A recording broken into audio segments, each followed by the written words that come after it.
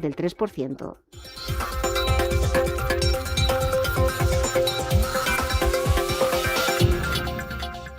Normalmente no se ve tanto movimiento en índices americanos en un día de decisión de tipos de interés por parte de la Reserva Federal. Pierde Nasdaq 100 un 1,20%, 27.425 puntos. Dow Jones de Industriales hoy se lleva el golpe, 820 de caída, menos 1,54. Está ahora mismo el promedio en 51.928 puntos. IBEX 35 aquí en Europa, cuarto de hora de negociación para el cierre, perdiendo un 1,70%, 19.397 puntos. Mercados que analizamos con Manuel Pinto, XTB. ¿Cómo estás, Manuel? Muy buenas tardes. ¿Qué tal, Javier? Muy buenas tardes a todos y un placer como siempre. El gusto es nuestro. Estos días, Manuel, comentándonos analistas, estrategas, colegas, que el escenario actual exige prudencia. ¿Hasta dónde puede estar invitando también al pesimismo? Bueno, a ver, Javier, yo en este sentido sigo siendo positivo.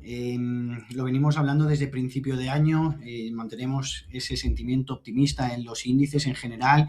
Yo creo que hoy estamos en una sesión clave, una sesión en la que puede marcar el destino de las bolsas. Es un titular fuerte, pero creo que puede ser así de cara a los próximos meses con la decisión de la Reserva Federal, ¿no? Decía Citadel ayer que no es cualquiera que subirán tipos hoy, y hoy Bank of America decía que nunca en la historia se han subido tipos cuando la probabilidad es inferior del 60%. Nosotros seguimos pensando, como decíamos en semanas anteriores, que la Fed no va a subir tipos. No creemos que lo haga hoy y veremos a ver a lo largo de los próximos meses, que tampoco en este momento pensamos que lo vaya a hacer. Creemos que hay muchos factores, evidentemente, que son positivos para subir los tipos, que darían esa favor o que darían ese apoyo a subir los tipos de interés, pero creemos que hay más factores que apoyan a mantener los tipos estables, ¿no? Shock de oferta, precios del petróleo, estamos viendo ya algunos datos de debilidad en el crecimiento de los salarios, ¿no? Del mercado laboral, incluso el crecimiento económico, vamos a ver en qué punto estamos, ¿no? Porque en cierta medida que los datos de inflación del último mes no fuesen tan altos, nos puede indicar que en cierta manera el crecimiento económico está siendo algo más bajo, ¿no? Es decir, una economía que a lo mejor no está tan sobrecalentada en este escenario, sumado a también eventos del propio país, ¿no? El 25% de financiación de la deuda en los próximos meses, cada vez las empresas están más endeudadas, los credit default swap están más altos, la rentabilidad de los bonos cada vez los inversores demandan más, y eso provoca que las empresas, pues habrá un momento en el que además hay más jugadores o actores en cada uno de los sectores de la inteligencia artificial. Si le sumas que la rentabilidad de los bonos va más al alza, pues la rentabilidad que pueden ir generando cada vez se va a ir estrechando, ¿no? Que de momento no lo pensamos, pero que habrá un momento que sí que pueda determinar ese escenario. Nosotros, como digo, seguimos siendo positivos, pero diversificando. Prudencia, evidentemente, Javier, siempre. Nosotros también argumentamos que hay que tener prudencia y diversificación. Por ejemplo, decíamos en principio de año que 2026 era el año de la gran rotación. El S&P 500 Equal Weight era, de hecho, nuestra principal posición de este año y está acumulando ascensos cercanos al máximos. Sí. En máximos, en un Equal Weight, precisamente por los beneficiarios indirectos de la inteligencia artificial. Los semiconductores han sido durante gran parte del año protagonistas, y cuidado ahora los magníficos 7, porque mientras que nos echamos un poco las manos a la cabeza y decimos estaba claro que los magníficos 7 estaban ya muy altos y los gastos y tal, yo no opino lo mismo. Yo opino que si realmente ahora empezamos a ver que hay más empresas ligadas al campo de los chips, del alto ancho de banda, y que por tanto puede hacer que ese oligopolio entre las tres empresas actuales se vaya extendiendo y los precios de la memoria vayan bajando, digo yo que los ganadores serán los que están invirtiendo en esos chips. Digo yo que los ganadores serán los que están invirtiendo miles de millones, que van a poder invertir en otras cosas o dejar de invertir tanto. Entonces, creo que los magníficos 7 vuelven a resurgir, creo que pueden volver a tomar cierto liderazgo de los índices, siempre y cuando, como decimos, pues hoy en la Reserva Federal se mantengan los tipos. Yo creo que el mercado va a haber un mensaje algo agresivo, Javier. Desde nuestro punto de vista puede haber dos disidentes, ¿no? Como se dice en el mercado en general, y un mercado en cierta manera que una conferencia agresiva al tono, pero yo creo que ya basta, ¿no? O sea, es decir, mucha palabrería, pocos hechos, y yo creo que aquí es donde el mercado va a poder empezar a castigar al dólar, va a empezar a poder castigar también las rentabilidades de los bonos a largo plazo, que creo que ante esa pues falta de independencia, falta de credibilidad si no sube los tipos hoy, porque realmente los debería de subir con todas las cosas encima de la mesa a nivel histórico, los debería de subir. Creemos que no lo va a hacer, presiones políticas y tal como he explicado antes, y eso creo que va a afectar también a la rentabilidad de los bonos, que creo que va a subir. Pero ese es nuestro escenario base. Hay otros escenarios, evidentemente, que cada uno tendrá los suyos. Nosotros, de momento, seguimos confiando en los activos de riesgo.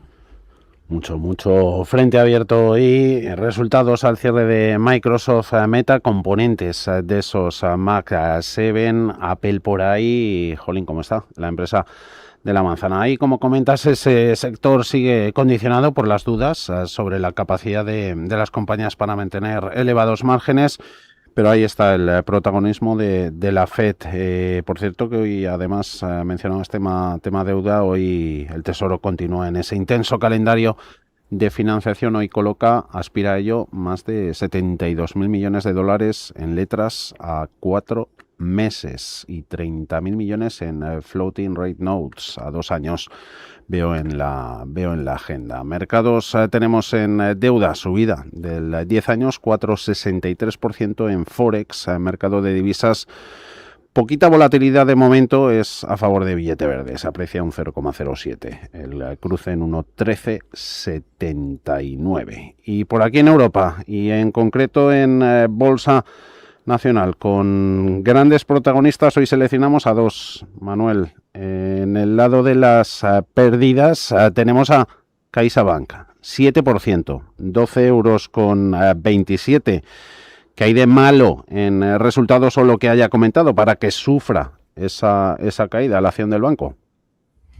Bueno, a ver, por partes, los resultados han sido sólidos, sobre todo en este trimestre, rentabilidad sobre capital, beneficios, también calidad crediticia, pero por un lado, veníamos diciendo en semanas anteriores que no somos tan positivos en los bancos porque creemos que el mercado cada vez es más exigente, valor contable en libros cada vez está pues más alto, lo vemos también en las propias cifras de las entidades que han ido presentando resultados en las que hemos visto cierta diversificación de los negocios, ¿no? No tanto dependencia de la actividad comercial, no tanto el margen de intereses, que en el caso de CaixaBank es verdad que ha crecido sobre todo en términos de volumen, y el mercado no le gusta tanto que no crezca en márgenes sino en volumen, ¿no? Porque estima que en volumen no vas a estar creciendo de manera indefinida, y más en un momento en el que se puede debilitar en cierta manera la economía ante esos precios que estamos viendo más altos del petróleo, del gas, de derivados del petróleo, del sulfuro, del trigo, del arroz, de la cesta de la compra en general, ¿no? Y eso pues pueda provocar entonces menos volumen y por tanto el principal impulsor del margen de intereses de Caixa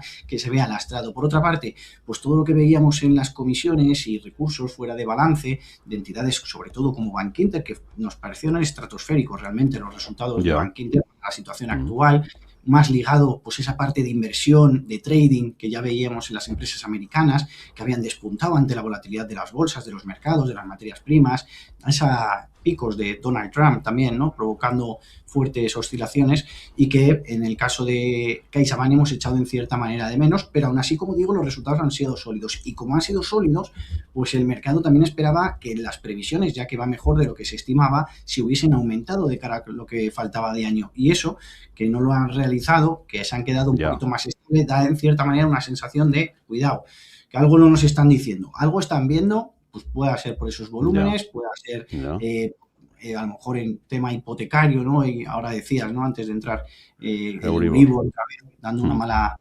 noticia a los hipotecados, puede ser que también venga por ahí, de desaceleración en cierta manera económica, puede ser que esos recursos fuera de balance, pues al final tengan un techo, ¿no? En cierta manera, que también es normal. Y como decimos, es que al final decíamos que los inversores cada vez van a ser más exigentes con las entidades como los bancos. Muchas veces asimilamos la situación actual a 2022, que en ese momento subió tipos el BCE y a los 12 meses siguientes los bancos subieron un 80% de media, pero son diferentes. En ese momento se subieron tipos bien, por crecimiento económico, por inflación generada por bancos centrales, por estímulos monetarios, estímulos fiscales. Las ayudas del COVID provocaron que la inflación ya subiese más del 50% del pico que llegó a subir en enero de 2022, un mes antes del conflicto en Ucrania y los costes energéticos disparados, ¿no? Ahora es diferente, ahora sube con un coste energético, un shock de oferta, un shock de petróleo, combustible, de gas natural también, y que eso para nosotros es un error subir tipos por el lado de la oferta en vez de la demanda, y lo que estás haciendo es precisamente debilitar la demanda en un momento en el que CaixaBank es muy dependiente de la demanda. Ahí en IBEX, de sus 35 componentes, 14 que están perdiendo más del 2%. Está Caixa con recorte del 7%, luego Acerinox 4,10%, 3 en Unicaja, Solaria y Sabadell. Y en ese grupo de 14 compañías que pierden más del 2% está también Telefónica, 3,65 €. Ayer la veíamos bien, quizá gracias a méritos ajenos, esos resultados de la francesa Orange. Hoy está mal por los propios, también ha presentado resultados. ¿Cuánto de coyuntura y cuánto de estructura hay en el débil comportamiento del título? Bueno, pues fíjate, Javier, que a mí me han gustado más de lo que, porque cuando he visto antes iba cayendo como un 2, no sé ahora cómo estaba evolucionando. 2,01. Ha llegado a 2,01. estar en 3,60 el mínimo de la jornada, ahora 3,65 tenemos a Telefónica. Me ha parecido exagerado, me ha parecido en cierta manera un castigo excesivo y bueno, pues no sabía ni siquiera que había llegado ese mínimo del 3,60, ¿no? Yo creo que los resultados en cierta manera son interesantes, son sólidos. En cuanto al EBITDA, por ejemplo, hemos visto un crecimiento del EBITDA importantísimo, sobre todo en este segundo trimestre. Brasil ha liderado el crecimiento, pero también lo hemos visto, por ejemplo, en España. Hemos visto una caída en la deuda importante. Hemos visto, creo que ha sido un 8% la deuda financiera ha bajado en este trimestre. El apalancamiento ha bajado del 2,78 al 2,68. Hemos visto flujos de caja. Hemos visto del lado negativo, pues es verdad que un beneficio reportado de 73 millones, ¿no? Y sobre todo por las provisiones de Alemania, que ha dejado un poquito, eso sí, ensombrecido el resto de datos. Luego tenemos que tener en cuenta pues esa minusvalía generada por la venta de Chile, ¿no? Debido al valor en libros que cotizaba, en el valor contable. Pero en cualquier caso, los resultados a mí me han parecido muy buenos, sinceramente, para la dinámica en la que veíamos a Telefónica, y más teniendo en cuenta que también pues el mercado, yo creo que en cierta manera ha castigado este anuncio del dividendo del 0,15, ¿no? Creo que han sido, que se quedan muy lejos del dividendo histórico y mucho más modesto, evidentemente. Ya lo anunciaron en su plan estratégico en los últimos meses la compañía. Pero en general las cifras en un crecimiento que veníamos viendo pues mucho más estable, mucho más pausado, pues lo hemos visto mejor, ¿no? Bueno, pues en cierta manera, como digo, creo que buenos datos de deuda, buenos datos de crecimiento, cuando no los solemos tener, y en cierta manera también, pues esos datos negativos de dividendo y del beneficio que al final se ha quedado por debajo debido a las provisiones principalmente de Alemania. Nos queda un par de minutos que entra Bolsa Española ya en subasta, luego vemos cierres de los valores protagonistas. Reflexión sobre lo de Corea, reunión de urgencia para analizar medidas de contención, nos lo comentaba antes Gema, una mayor intervención, veremos si se pueden poner restricciones a cortos, ver más apoyo de fondos de pensiones públicos, que estos salgan a comprar renta variable, intervención por ahí del mercado que puede aliviar algo la situación. Ahora además hace poquito veíamos comentario de JP Morgan diciendo que la mayoría de los ETFs apalancados en la bolsa de Seúl han sido ya liquidados. Oye, esto lo puede recibir el mercado con agrado. Sí, bueno, es una buena noticia en cuanto a términos de estabilidad, ¿no? Y aquí nos pasa un poco lo que muchas veces decimos cuando hablábamos antes de la prudencia, ¿no? Es muy importante la diversificación, el no subirnos a un FOMO de algo y sobre todo que no nos pille, que muchas veces, por ejemplo, los consultorios que hacemos, ¿no? Con vosotros, oye, que tengo Phoenix, ¿no? El lunes, voy perdiendo la cogí en máximos.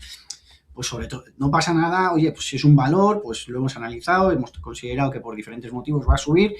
Bueno, pues nos hemos quedado en cierta manera pillados, pero no pasa nada siempre y cuando pues sea una posición medianamente pequeña, ¿no? Dentro de una cartera, porque al final si tenemos muchos huevos en la misma canasta, pues tenemos el problema de que pase precisamente esto, y es un poco también lo que pasa en el Kospi, que al final son dos compañías, Hynix y SK Hynix y de Samsung, que más o menos entre todas sus filiales son el 53-54% hasta ahora del propio índice, y que por tanto los movimientos que tengan pues hacen que el índice tenga esa volatilidad, ¿no? Un 16% de caída en 2 días. Ha pasado de ser el sexto índice más grande del mundo al decimosegundo, decimotercero, ¿no? En apenas 3 días. ETFs apalancados, al final ya lo hemos hablado en alguna ocasión, que tienen que verse obligados a vender más cuando hay fuertes caídas, igual que comprar más cuando hay esas subidas. Hemos visto competencia arrancar en China de los nuevos compañías, por ejemplo el caso de CXMT, con chips que ya tiene una cuota de mercado, creo que es del 8% aproximadamente, y que se estima que va a invertir mucho de cara a los próximos años para ser parte fundamental del mercado.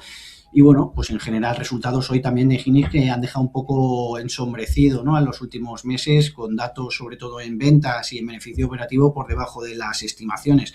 Subidas de tipos que también hemos visto por parte de Corea del Sur en las últimas semanas, aranceles por parte de Trump también. Bueno, pues no son todo noticias positivas ni mucho menos, y muchas veces, como decimos, Javier, pues diversificar, no depender de estas acciones a nivel individual, que oye, han bajado muchísimo en estas semanas, ¿no? Pues ahora mismo igual no es mal momento para poder comprar, como siempre decimos, una parte, aunque sea pequeña, de la cartera y ver esos movimientos, porque al final los resultados están ahí, estamos hablando de unas valoraciones.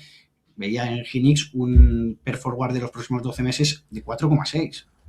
O sea, que realmente es que los beneficios están ahí, ¿no? Esperados, cuidado, esto es esperados en esa economía circular que nosotros denominábamos hoy a Nvidia como el banco central de la inteligencia artificial, porque es básicamente la que da dinero a todo el resto, ¿no? Y lo que vaya a hacer Nvidia, pues es lo que va a dictaminar un poco todo esto, pero ahora mismo esos beneficios esperados están ahí. Y tanto, mencionabas el consultorio, enseguida lo tenemos, Nvidia la tenemos en el menú, estará por aquí Javier Alfayate. Manuel Pinto, XTV, nos vemos pronto. Muchísimas gracias, Manuel. Un abrazo. Adiós. Grande. Chao, chao.